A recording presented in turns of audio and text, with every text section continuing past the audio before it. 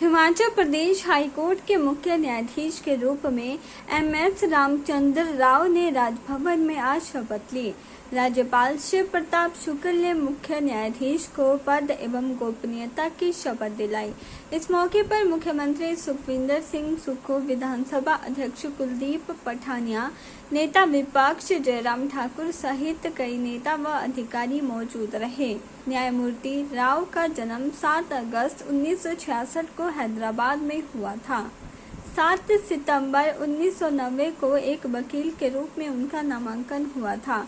1991 batch के Cambridge विश्वविद्यालय के पूर्व छात्र रहे रामचंद्र राव को अपने मास्टर्स कोर्स के लिए Cambridge Commonwealth scholarship, bank of credit और कॉमर्स इंटरनेशनल स्कॉलरशिप और इंटर टेम्पल के स्कॉलरशिप ट्रस्ट से पेगासस स्कॉलरशिप से भी सम्मानित किया गया है। उनके पिता न्यायमूर्ति एम जगन्नाथ राव भी न्यायाधीश थे। शपथ लेने के बाद न्यायमूर्ति रामचंद्र राव ने कहा कि लोगों को जल्द और सस्ता न्याय मिले, इसके लिए काम किया जाएगा। जो मामले लंबित पड़े हैं उनको जल्द निपटाने की दिशा में काम किया जाएगा। I am very happy to be here. Instead of speaking, I'll show it in my actions. And this is a nice state, nice people, and I'll try to serve the people of this state to the best of my ability. And I wish everybody happiness and good health. Do you have any plans for pendency, sir? You will see what I will do. Thank you. Speaking is. मुख्यमंत्री सुखविंदर सिंह सुक्खू ने मुख्य न्यायाधीश को बधाई दी और कहा कि उनके न्यायाधीश बनने से न्याय व्यवस्था को बल मिलेगा और हिमाचल के लंबित मामलों का शीघ्र निपटारा होगा। आज नए सीजे का शपथ समारोह है और शपथ समारोह में जो एक हमारा रिवाज है उस दृष्टिकोण से आज उन्होंने शपथ ली है और मैं कल ही दिल्ली में इस शपथ ग्रहण समारोह में भाग लेने के लिए आया। तो अब निश्चित तौर पर न्यायिक प्रणाली में जो सुधार हो रहा है उन सुधारों को आगे बढ़ाएंगे। दिल्ली आप न्यायमूर्ति राव को 29 जून 2021 को आंध्र प्रदेश के हाईकोर्ट के न्यायाधीश के रूप में नियुक्त किया गया था। आंध्र प्रदेश राज्य के विभाजन के बाद उन्होंने तेलंगाना को अपने मूल हाईकोर्ट के रूप में चुना। उन्हें 12 अक्टूबर 2021 को पंजाब और हरियाणा कोर्ट के न्यायाधीश के रूप में स्थानांतरित किया गया था, जहां वह अभी तक न्यायाधीश थे। के चैनल के लिए शिमला से पुष्पिंदर कुमार की रिपोर्ट। भूतपूर्व सैनिक लीग सदर इकाई द्वारा JCOS और OROP 2 की विसंगतियों को लेकर मंडी के सेरी मंच से इंदिरा मार्केट होते हुए SDM कार्यालय तक शांतिपूर्ण रोष रैली निकाली। इस दौरान भूतपूर्व सैनिक लीग सदर इकाई ने SDM मंडी के माध्यम से अपनी मांगों को लेकर केंद्र सरकार को ज्ञापन सौंपा।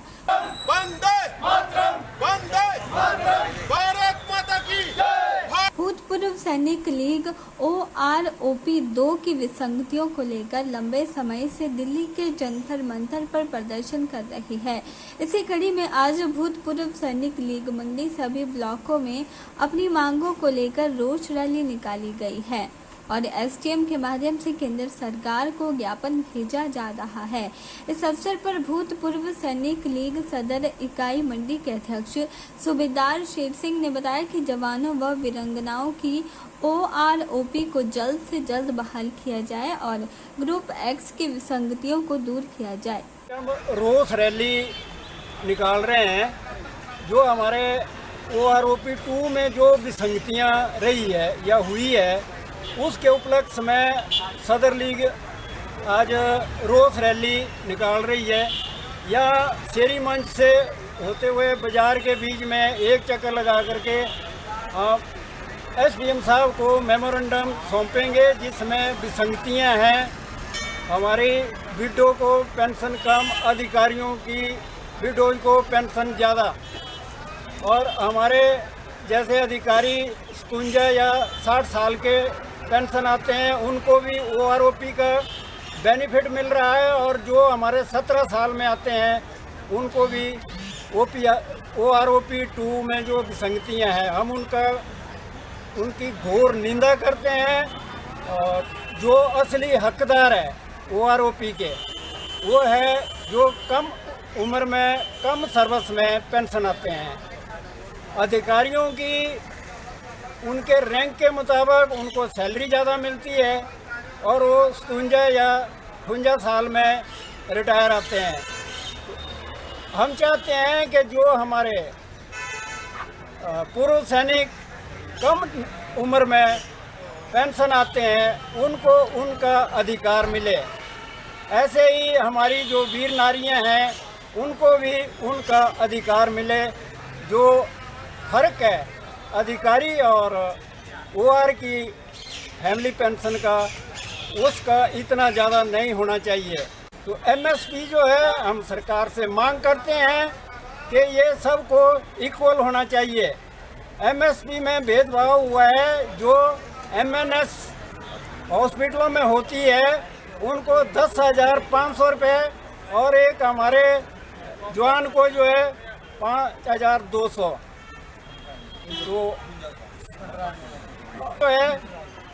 मैं और कुछ ना तो सरकार के खिलाफ बोलूँगा, सरकार अच्छा काम कर रही है, और ना ही हमारे पूर्व सैनिक आक्रामक होकर के कोई प्रोटेस्ट कर रहे हैं, बिल्कुल शांतिपूर्ण कर रहे हैं। और दिल्ली में जो बैठे हुए हैं कपिल जंतर मंतर में जो कपिल फौजी जी बैठे हुए हैं हम उनके साथ हैं, हम उनको सहयोग करते हैं। जय हिंद, जय हिमाचल। के चैनल के लिए मंडी से ब्यूरो रिपोर्ट।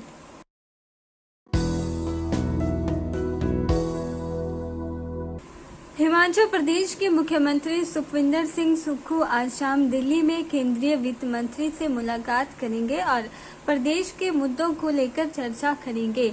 मुख्यमंत्री सुखविंदर सिंह ने कहा कि उनकी सरकार बनने के बाद केंद्र ने हिमाचल की लोन की लिमिट 14,500 करोड़ से 5.5 करोड़ घटा दी है। साथ ही पेंशन ग्रांट को भी रोक दिया है, जिसको लेकर वित्त मंत्री से शाम को उनकी बैठक है, उसमें इसको लेकर मांग उठाई जाएगी। आज मैं फिर से मंत्रिमंडल की संभावना तो हमेशा रहती ही है, लेकिन आज हमारी फाइनेंस मिनिस्टर से बातचीत है। 2022-23 में हमारे जो लोन की लिमिट थी वो 14,500 करोड़ रुपए थी। हमारी सरकार को बने हुए 5 महीने आए, उन 14,500 करोड़ में से उन्होंने 5,500 करोड़ हमारी लोन की लिमिट को कम कर दिया। और जो हम NPA के रूप में मार्च में जो 1780 करोड़ रुपया पेंशन का लिए देते थे, उसके मैचिंग ग्रांट वो हमको और देते थे, वो भी उन्होंने उसको रोक दिया।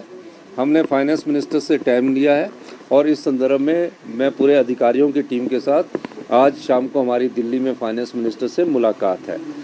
दूसरी मुलाकात हमारी फॉरेस्ट एनवायरनमेंट मिनिस्टर से है, क्योंकि हिमाचल की सारी भूमि फॉरेस्ट से संबंधित है। हमने Rajiv Gandhi day boarding school बनाने हैं, हमने हेलीपोर्ट बनाने हैं, हमारे बजट में प्रावधान किया गया है। इस दृष्टि से हम उनसे कह रहे हैं कि हमें कुछ रिलैक्सेशन दी जाए ताकि हम अपने विकास को गति प्रदान कर सकें। तो उनसे भी मेरी आज मुलाकात है। इन 2 मुलाकात के बाद फिर उनसे क्या निकलता है वो आने वाले समय ही बताएगा। वहीं मुख्यमंत्री ने कहा कि 2024 में जोगिंद्रनगर स्थित है शानन विद्युत परियोजना की पंजाब के साथ लीज खत्म हो रही है। पंजाब के साथ शानन विद्युत परियोजना की लीज खत्म होने को लेकर हिमाचल सरकार शानन विद्युत प्रोजेक्ट को अपने हाथ में लेने की तैयारियों में जुट गई है। मुख्यमंत्री ने कहा कि शानन विद्युत परियोजना में हिमाचल का हक है, इसलिए यह परियोजना 2024 में लीज खत्म होने के बाद हिमाचल को मिलनी चाहिए। इसको लेकर उन्होंने केंद्रीय ऊर्जा मंत्री से भी बात की है। देखिए, केंद्रीय ऊर्जा मंत्री जी से मेरी कल काफ़ी लंबी चर्चा हुई और उस चर्चा में हमने जो शानन विद्युत प्रोजेक्ट है जिसकी लीज ख़त्म हो रही है, उस लीज के संदर्भ में हमने उनसे बात की और कहा कि इसकी लीज ख़त्म हो रही है, ये शानन विद्युत प्रोजेक्ट अब हिमाचल प्रदेश सरकार को मिलना चाहिए। हिमाचल प्रदेश जनता का उस पर अधिकार है। उस मामले पर उन्होंने कहा कि हम कानूनी प्रक्रिया का अध्ययन करने के बाद इस पर आपको आगे बताएंगे। दूसरा मसले हैं कि हिमाचल के जो अधिकार है, अब हिमाचल के पास जो बहता हुआ पानी है वही हमारा पास रॉ मटेरियल है, वही हमारे पास बहता हुआ सोना है। हमने कहा कि एनटीपीसी, एनएचपीसी और एसजेबीएनएल, उस समय हालात ऐसे थे कि प्रोजेक्ट लगाते थे हम और हमें 12% फ्री पावर रॉयल्टी के तौर पर देते थे। अब जो प्रोजेक्ट होता है वो 12 साल में फ्री हो जाता है। जब उनका डेट फ्री हो गया और सब कुछ फ्री हो गया तो हमने उनसे कहा कि आप कम से कम, हमने आपको जीवन भर के लिए प्रोजेक्ट दे दिया है, हमारी आय बढ़ नहीं पाएगी, हम पहले ही आर्थिक बदहाली के दौर से गुजर रहे हैं, आर्थिक तंगी इतनी ज़्यादा है कि जो हमारा रॉ मटेरियल है वो हमने एनटीपीसी, एनएचपीसी और एसजेबीएनएल को दे दिया। एनपीए बंद करने के बाद डॉक्टरों के विरोध को लेकर मुख्यमंत्री सुखविंदर सिंह सुक्खू ने कहा कि प्रदेश सरकार ने मौजूदा डॉक्टरों का एनपीए खत्म नहीं किया है जो इसका विरोध कर रहे हैं, बल्कि यह एनपीए जो आगे से नए डॉक्टर नियुक्त होंगे उनके लिए खत्म किया गया है। ऐसे में एनपीए को लेकर डॉक्टरों का विरोध सही नहीं है। अगर डॉक्टर उनके पास आते हैं तो इस फैसले को लेकर सरकार पुनर्विचार करेगी। देखिए, जो डॉक्टर्स लगे हैं और जो हड़ताल पर गए हैं उनका तो एनपीए बंद नहीं हुआ है। ये पहली बार हुआ है कि जिनको एनपीए मिल रहा है वो स्ट्राइक पर जा रहे हैं। एनपीए कोई बंद नहीं किया गया, विड्रॉ किया गया था। एक नियम है, इस नियम के तहत डेंटल डॉक्टर के रिटर्न में इंटरव्यू होने हैं। डेंटल डॉक्टर का एक डेपुटेशन हम लोगों से मिला, उन्होंने कहा कि पिछले 2-3 साल से पोस्टें नहीं निकल रही है, आप कृपया करके डेंटल डॉक्टर की कुछ पोस्टें निकालिए। तो हमने कहा हम निकालते हैं। और एक मसला हमारे ध्यान में आया कि डेंटल डॉक्टर हो गए, आयुर्वेदिक डॉक्टर हो गए, वेटनरी डॉक्टर हो गए और एलोपैथी डॉक्टर हो गए, उन सबको एनपीए मिलता था। तो डेंटल डॉक्टर ने ही खुद बोला कि आप हमारे लिए पोस्टें निकाल दो और हमें एनपीए की ज़रूरत नहीं है, आप हमें सरकारी रोज़गार दो। तो एक नियम के तहत उसमें बदलाव किया गया, उसमें सभी डॉक्टर्स आ गए, उसमें एलोपैथिक भी आ गए, आयुर्वेदिक भी आ गए, वेटनरी भी आ गए। अब हमने 40-38 डेंटल डॉक्टर की पोस्टें निकाली है। वो कह रहे हैं कि हमें तो सरकारी रोज़गार चाहिए, हम 3000 के करीब रोज़गार है जिन्होंने लाखों रुपया डेंटल डॉक्टर में। हमने कहा कि हम आपको पोस्टें निकाल रहे हैं और हमने कैबिनेट में सैंक्शन किया। के चैनल के लिए शिमला से पुष्पिंदर कुमार की रिपोर्ट।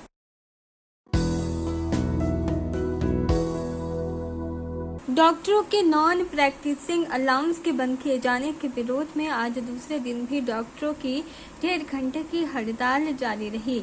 सोलन जिला में सुबह 9:30 बजे से 11 बजे तक डॉक्टर पेन डाउन स्ट्राइक पर थे, जिससे अस्पतालों में लंबी कतारें लगी रही व मरीज सुबह से ही परेशान दिखाई दिए। हालांकि आपातकालीन सेवाएं जारी रही। मेरा नाम रमा शर्मा है जी, मैं सोलन ब्रूरी से आई हूँ। मेरे को आए हुए यहाँ 2 घंटे हो गए।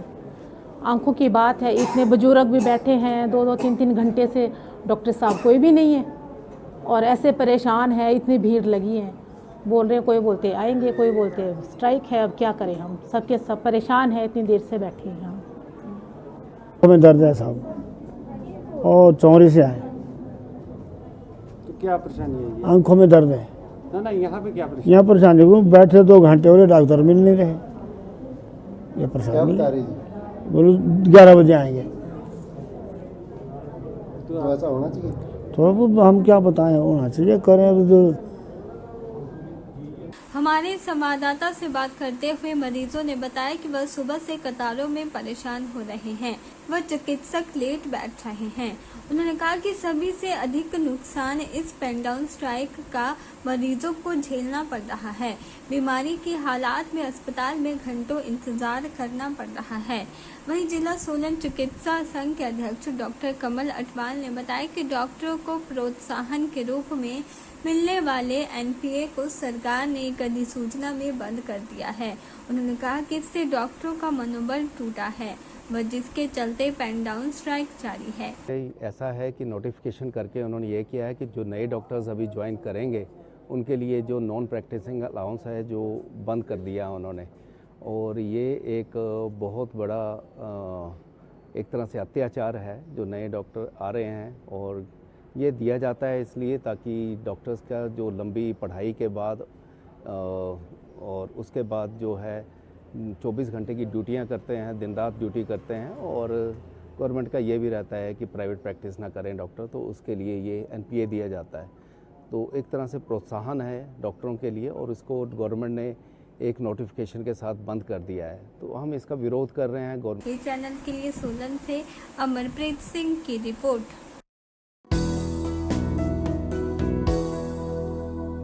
नगर निगम शिमला में सरकार की ओर से 5 मनोनीत पार्षद की तैनाती की गई है। मंगलवार को उपायुक्त शिमला आदित्य नेगी ने मनोनीत पार्षदों को पद और गोपनीयता की शपथ दिलाई। इनका कार्यकाल भी निर्वाचित पार्षदों की तर्ज पर 5 साल का रहेगा। इस दौरान पंचायती राज मंत्री अनिरुद्ध सिंह, महापौर सुरेंद्र चौहान सहित सभी पार्षद भी मौजूद रहे। वहीं मनोनीत पार्षदों के समर्थकों ने फूल मालाएं पहनाकर स्वागत किया।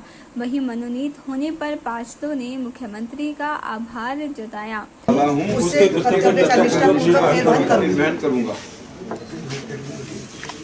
मुख्यमंत्री सुखविंदर सिंह ने 5 पार्षदों को नगर निगम में मनोनीत किया है। उनके लिए मनोनीत पार्षदों ने मुख्यमंत्री का आभार जताया। देखिए जी, सबसे पहले तो मैं अपने CM साहब का थैंक यू बोलना चाहूँगी। उन्होंने तहे दिल से हमको ये मौका दिया है कि हम आम जनता के लिए, अपनी जनता के लिए, शिमला की जनता के लिए काम करें। तो जो भी समस्याएं होंगी आम लोगों की, उनके बीच में जाएंगे, उनका पता करेंगे, उनकी समाधान निकालेंगे उन समस्याओं का। और इसके अलावा जहाँ भी हमारी जरूरत होगी हम हमेशा खड़े हैं 5 के 5। कांग्रेस का पुराना कार्यकर्ता हूँ। माननीय मुख्यमंत्री महोदय ठाकुर सुखविंदर सिंह सुक्खू जी ने जो मेरे पर विश्वास जताया है, उनके विश्वास को देखते हुए मैं शिमला शहर के लिए, उनका जो विज़न है उसके लिए मैं शिमला शहर की पब्लिक के लिए काम करूँगा। जो भी मेरे प्रति नगर निगम के द्वारा काम दिया जाएगा या सरकार की जो भी सरकार के द्वारा काम दिया जाएगा, उस काम पब्लिक के इस काम को मैं पूरा करूँगा। ज़्यादा ना कहता हुआ मैं सिर्फ अपने जो चुने हुए पार्षद है उनसे भी कह कि हमें सरकार ने हमारे 5 पार्षदों को नॉमिनेट किया गया है, हम इनके सहयोगी पार्षद हैं। हम इनके सहयोग से नगर निगम शिमला का कार्य करेंगे। लोअर ढली से शिमला से नगर निगम पार्षद नॉमिनेट किया गया हूँ। मैं माननीय मुख्यमंत्री जी का, हमारे ग्रामीण विकास पंचायती राज मंत्री जी का हार्दिक धन्यवाद करता हूं, और अपने सभी सहयोगियों का धन्यवाद करता हूं जिन लोगों ने मुझे जिम्मेदारी दी है, और मैं पूरी निष्ठा के साथ अपना जो कार्य है नगर निगम में पूरा करूंगा। और जो कांग्रेस पार्टी ने मेरे ऊपर विश्वास जताया है उसके ऊपर मैं खरा उतरने की कोशिश करूंगा। मैं माननीय सुखविंदर सिंह सुक्खू जी का, हिमाचल प्रदेश के जो मुख्यमंत्री हैं, उनका तहे दिल से आभार व्यक्त करता हूं। जो उन्होंने मुझ पर विश्वास जताया है उस पर मैं खरा उतरने की कोशिश पूरी करूंगा। उनके पद चिन्हों पर चलने की कोशिश करूंगा। जो उन्होंने बोला था कि ये सत्ता के लिए नहीं, हम व्यवस्था परिवर्तन के लिए आए हैं।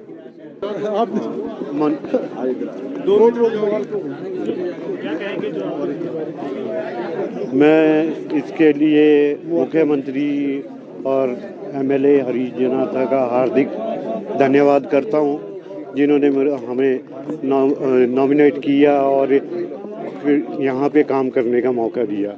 के चैनल के लिए शिमला से पुष्पिंदर कुमार की रिपोर्ट। प्रधानमंत्री नरेंद्र मोदी के नेतृत्व में आज केंद्र की भाजपा सरकार अपने 9 वर्ष पूर्ण कर रही है, और आज से ही भारतीय जनता पार्टी द्वारा महा जनसंपर्क अभियान शुरू किया जा रहा है।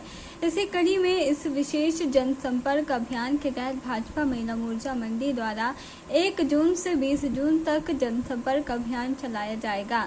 यह जानकारी भाजपा जिला महिला मोर्चा की अध्यक्षा सुमन ठाकुर ने पत्रकार वार्ता के दौरान दी।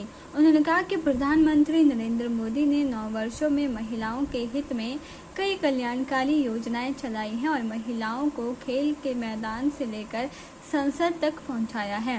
उन्होंने कहा कि आज से शुरू हो रहे जनसंपर्क अभियान के दौरान महिला मोर्चा मंडी, आंगनबाड़ी, परिवार मिलन कार्यक्रम प्रभारी रमा गुप्ता और सह प्रभारी उमा देवी के नेतृत्व में 1, 2 और 3 जून को चलाया जाएगा।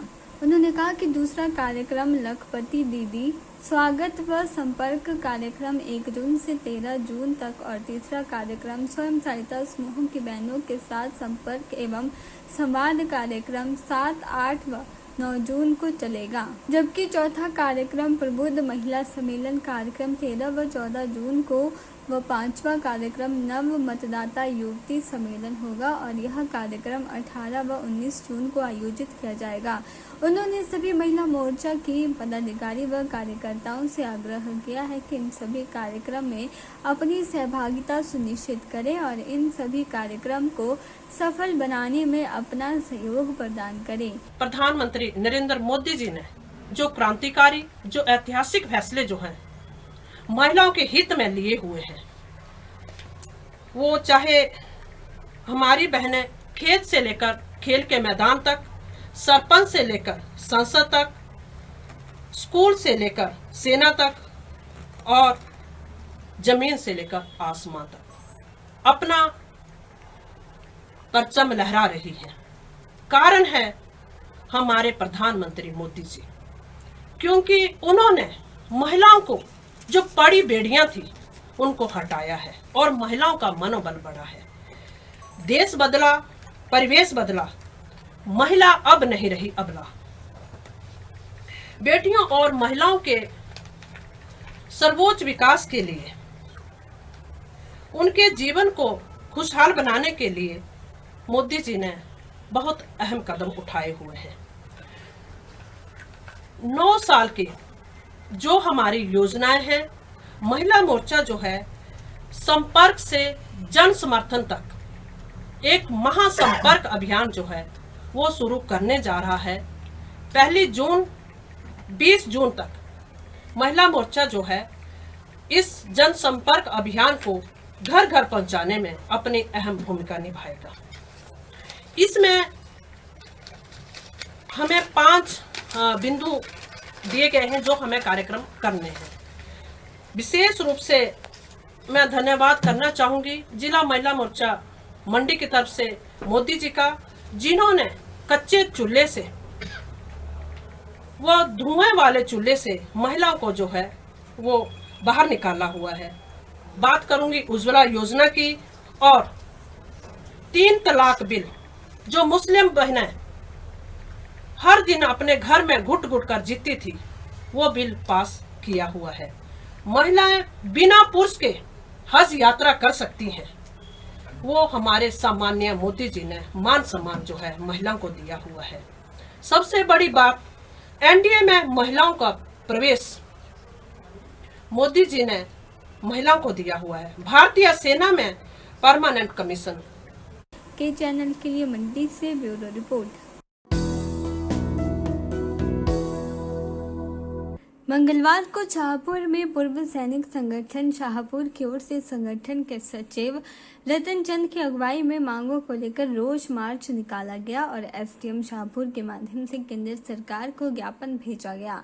इस दौरान पूर्व सैनिकों ने शाहपुर आर्मी कैंटीन से लेकर एसडीएम दफ्तर तक विरोध रैली निकाली और केंद्र सरकार के खिलाफ नारेबाजी भी की। ये रैली आर्मी कैंटीन से शुरू होकर 39 मील से होती हुई एसडीएम दफ्तर तक पहुंची।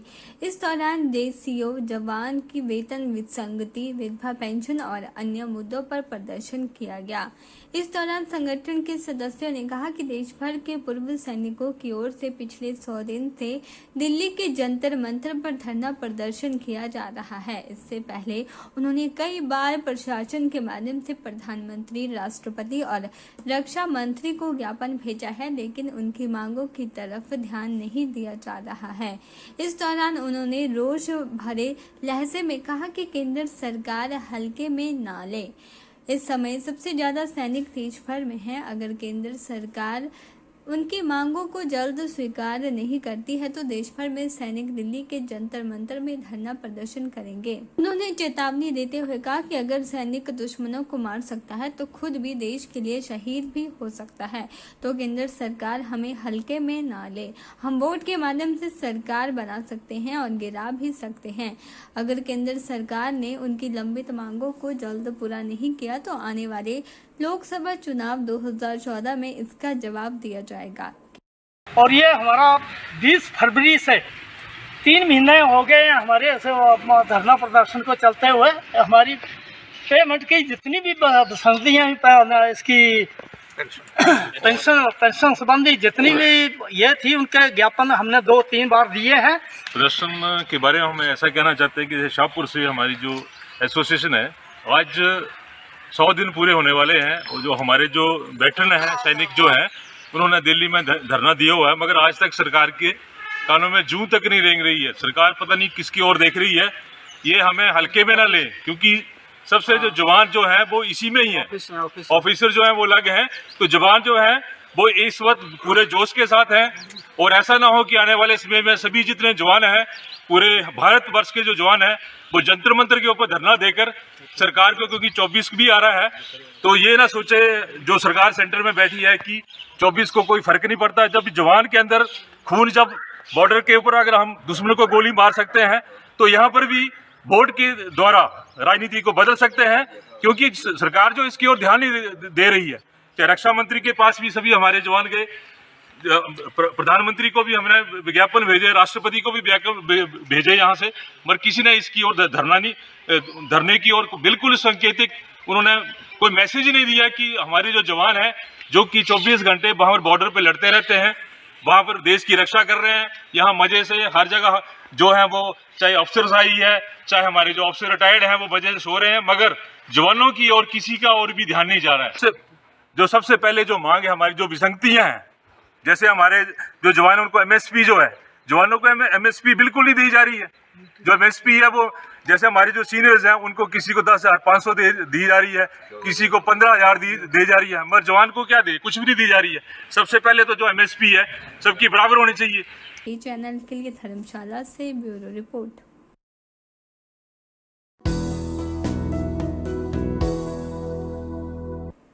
23 जून को पूर्व मुख्यमंत्री स्वर्गीय वीरभद्र सिंह की जयंती है। इस दिन शिमला के रिज मैदान पर प्रस्तावित उनकी प्रतिमा का शिलान्यास किया जाएगा। नगर निगम शिमला की बैठक में पहले ही प्रस्ताव पारित हो चुका है, लेकिन आज कांग्रेस शासित शिमला नगर निगम की पहली बैठक में इस मामले को दोबारा उठाया गया और 23 जून से पहले जगह चयन पर सभी औपचारिकताएं पूरी करने के निर्देश दिए गए हैं। शिमला के विधायक हरीश जनारथा ने सदन में यह मामला उठाया और कहा कि प्रतिमा लगाने के लिए मात्र जगह चाहिए, बाकी उसका सारा खर्चा दान से होगा। लोग प्रतिमा के निर्माण के लिए स्वेच्छा से दान करेंगे। ये जो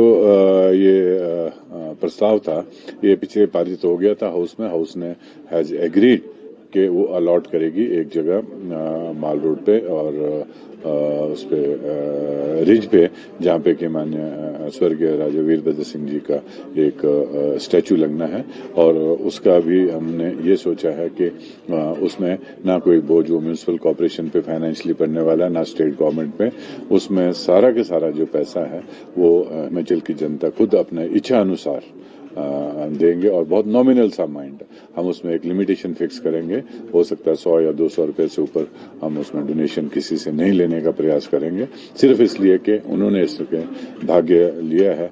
उस मूर्ति में हर आदमी का सहयोग होगा और आज इस प्रस्ताव को इसलिए लाने की जरूरत पड़ी है क्योंकि कोई 1 साल पहले ये पास हुआ था और इसको रिफ्रेश करना है। जैसे कि सबको मालूम है कि 23 जून को उनका जन्मदिन होता है और वो आने वाला है, तो अगर अभी इसको हम रिफ्रेश करके इस प्रस्ताव को निकालते हैं म्यूनिसिपल कॉर्पोरेशन से 23 जून से पहले हमने उसमें ग्राउंड ब्रेकिंग सेरेमनी करनी है और वहाँ पे पूजन करना है, तो ताकि हम इसको म्यूनिसिपल कॉर्पोरेशन से रिफ्रेश होकर इस प्रस्ताव को निकाल पाए। और मैं धन्यवाद करना चाहता हूँ पूरे हाउस का जिन्होंने इसको रिफ्रेश किया है और इस प्रस्ताव को आगे कार्य करने के लिए म्यूनिसिपल कॉर्पोरेशन को इंस्ट्रक्शन दे दी गई है। बैठक में सेहब सोसाइटी के अंतर्गत रखे गए 900 सफाई कर्मचारियों का मुद्दा भी गरमाया, जिसमें सामने आया कि 300 सफाई कर्मी की हाजिरी लगती है लेकिन फील्ड से कर्मी बाहर रहते हैं। शिमला के विधायक ने यह तक कहा कि ये लोग शिमला से बाहर बैठकर मुफ्त 12,000 प्रतिमाह वेतन लेते हैं। ऐसे सफाई कर्मचारियों की लिस्ट बनाकर कार्यवाही करने के आदेश दिए गए हैं।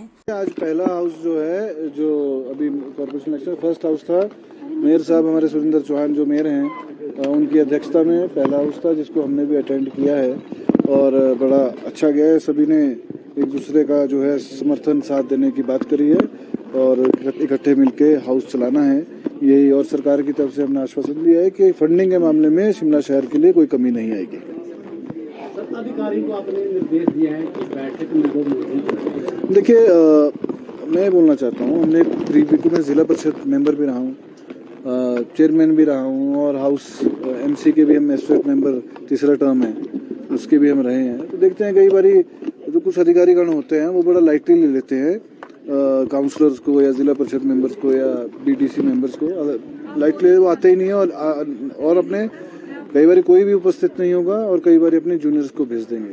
पर शिमला म्युनिसिपल कॉर्पोरेशन जो है सबसे ओल्डेस्ट है और मैं समझता हूँ यहाँ पे हर अधिकारी को अपने हाजिरी देना सुनिश्चित होना चाहिए। सर, आपने आशियाना टूकी में मुद्दा यहाँ पर आया, आपने एक प्रस्ताव यहाँ पे लाया, सफाई कर्मचारी प्रॉपर्टी टैक्स की भी यहाँ पर बात। देखिए, जो आशियाना टू की बात है बिल्कुल बनना चाहिए, लेकिन वो वहाँ बनना चाहिए जहाँ लोग चाह रहे हैं। वो कृष्णानगर में चाह रहे हैं और हमारे शिमला के जो एमएलए साहब हैं हरीश जनार्था जी, उन्होंने हाउस को भी बताया और अधिकारियों को भी बताया है कि वहाँ पे जमीन ऑलरेडी एमसी की है।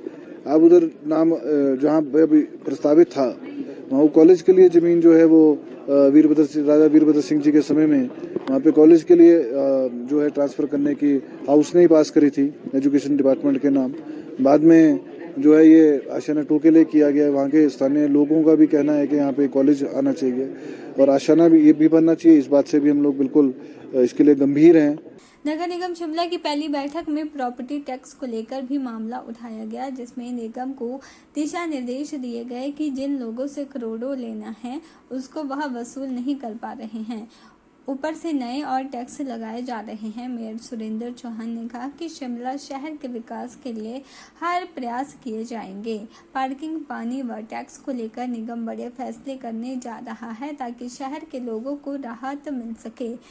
देखिए, आज नगर निगम का जो महीने का एक हाउस होता है, जब नया नगर निगम बना उसमें एक महीने के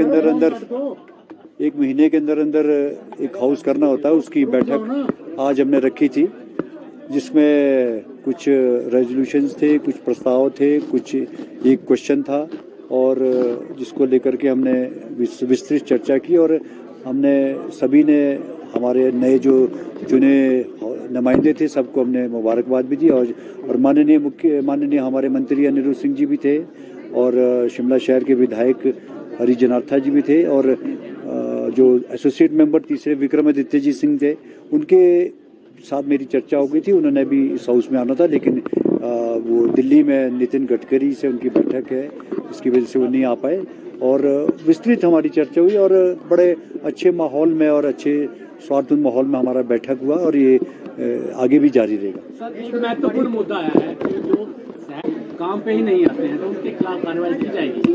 देखिए, इसमें हमारे जो एसोसिएट मेंबर है हरीश जनार्था जी ने उन्होंने एक सवाल उठाया। उसमें उन्होंने कहा कि बहुत से ऐसे कर्मचारी है जो लोगों के घरों में या वो घर पे बैठ के वो तनख्वाह लेते हैं और इस तरह का काम करते हैं। जनार्था जी ने इस क्वेश्चन पॉइंट ऑफ ऑर्डर में इस बात को पुष्टि की थी, लेकिन उसमें तुरंत हमने कमिश्नर साहब ने भी और हमने इस बात को रखा कि जो भी इस तरह के कर्मचारियों ने उस पर निश्चित तौर पे कार्रवाई होगी। के चैनल के लिए शिमला से पुष्पिंदर कुमार की रिपोर्ट।